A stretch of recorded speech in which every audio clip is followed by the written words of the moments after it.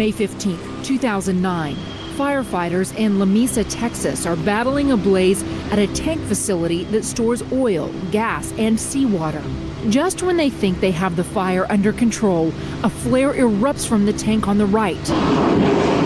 It's not a good sign, and in a matter of seconds, the tank launches into the air like a rocket. Everything went bright, the heat was real intense.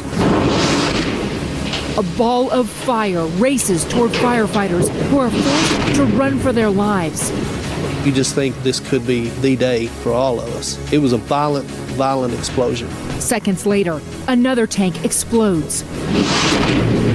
When the second tank exploded, and that's when the debris was flying everywhere, and about a 10-foot piece of pipe took the fence out in front of us as we was going out.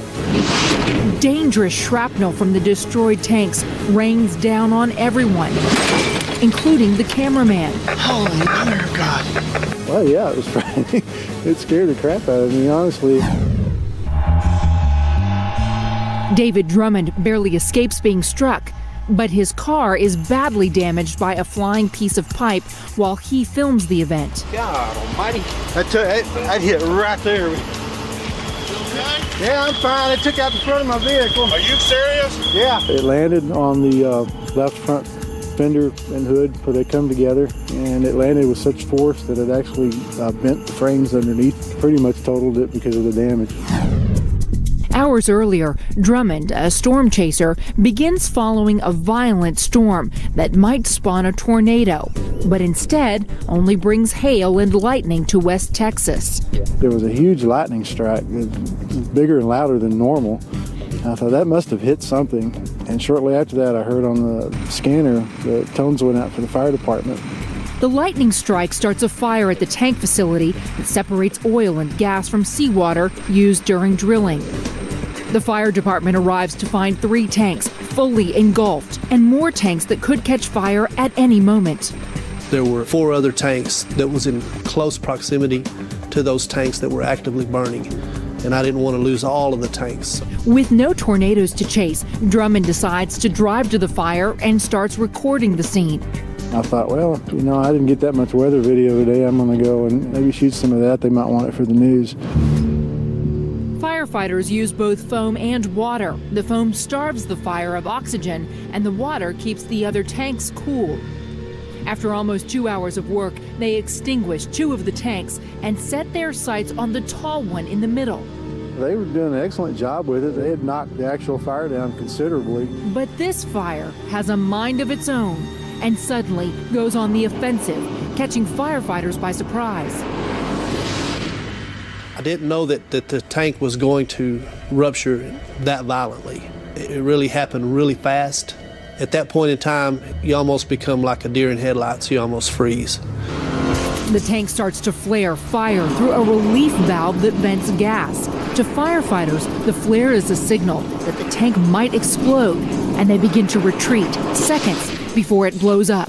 I heard it erupt inside the tank before the flare went off. That's what startled me, got my attention. At that time, we was basically looking for an escape route. Somehow, firefighters survived the cloud of flames with only minor injuries. We had a sprained ankle, extended knee. I had slight hearing loss in my left ear. It come back shortly after that.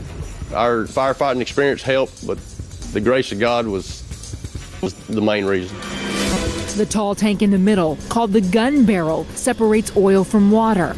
The explosion occurs when the oil, made dangerously hot by the fire, flows through a pipe into the smaller tank that contains raw crude oil. There's a scavenge line up high on the side of the gun barrel that scavenges raw crude oil off the top of the water and dumps it into 2 holding tanks on the east end of the facility. The video shows the superheated glob of oil funnel from the gun barrel into the holding tank, where it ignites the raw crude inside.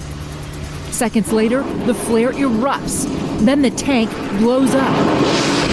It went up over our heads. I'm going to say every bit of 200 feet high. And I could still see the tank today with fire coming out of the bottom of it as it's spinning, going through the air. It landed about 75 or 80 yards away from us. We were very fortunate it didn't come down on one of our personnel or our apparatus. The tank right next to it explodes soon after, but this one stays anchored to the ground. And the next explosion was the second holding tank that had raw crude oil in it. That tank separated at the top, and only the top came off. Just as dangerous as the explosions, the falling shower of hot, twisted metal. I'm not talking about small pieces, I'm talking about 20-foot long pieces of pipe that come through there like helicopter blades. We were just fortunate no one got hit. God almighty. That hit right there. Yeah, I'm fine. It took out the front of my vehicle. Are you serious? Yeah. There was some other pieces that ended up hitting the ground, and there's one of them.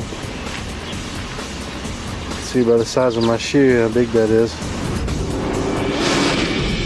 The blast leaves its mark on the first responders of this small Texas town. It was the closest call I've had. We've had some hair-raising experiences. This one stands out from the rest of them. The firefighters have no idea their near-death experience is caught on camera, and the video becomes a training tool for the Lamesa Fire Department and others.